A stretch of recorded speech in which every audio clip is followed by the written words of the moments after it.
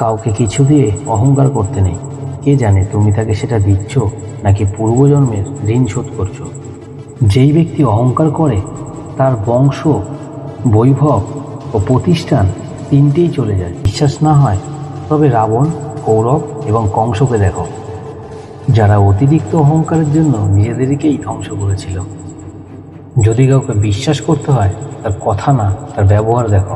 অতিরিক্ত রাগের সময় চুপ থাকলে এবং ভুলের সময় মাথা নত করলে জীবন আরও সহজ হয়ে ওঠে।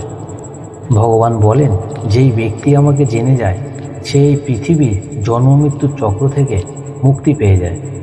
যেই ব্যক্তি প্রতিনিয়ত ভগবদ্গীতা পড়েন এবং তা অনুসরণ করেন তার জীবন থেকে সমস্ত রকম দুষ্কর্ম ও তার প্রভাব নষ্ট হয়ে যায়।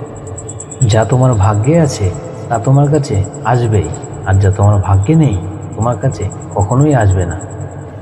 ঝড় যেমন নদীতে থাকা নৌকোকে পথভ্রষ্ট করে দেয়, বাসনাও তেমনি মানুষকে তার বুদ্ধি ভ্রষ্ট করে দেয়। যেই মানুষ সুখ দুঃখে মান অভিমানে শান্ত থাকতে পারে সেই মানুষ আমার অতি প্রিয়। বুদ্ধিমান ব্যক্তি যখন সম্পর্ক রাখা বন্ধ করে দেয় তবে তুমি বুঝে নিও তার আত্মসম্মানে কোথাও না কোথাও আঘাত লেগেছে।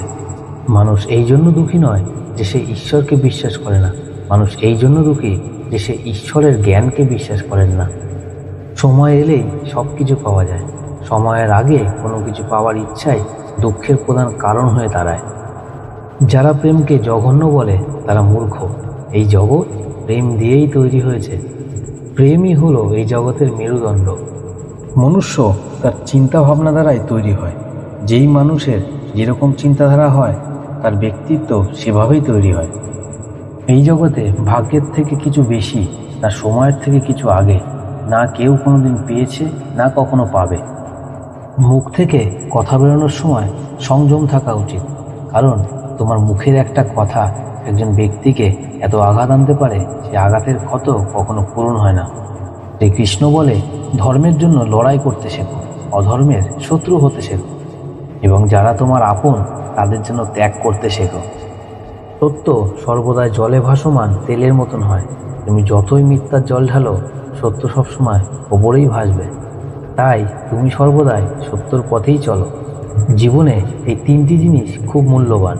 আনন্দের সময় কাউকে কোনো প্রতিজ্ঞা করো না, রাগের সময় কাউকে কোনো কথা বলো না, আর দুঃখের সময় কোনো সিদ্ধান্ত নিও না। যদি কোনো মনুষ্য সমস্ত সংসারকে জেনে যায়, সমস্ত কিছুকে জেনে যায়, কিন্তু নিজেকে না জানে, তবুও সে নির্বোধ থেকে যায়। যদি কেউ তোমাকে প্রত্যাখ্যান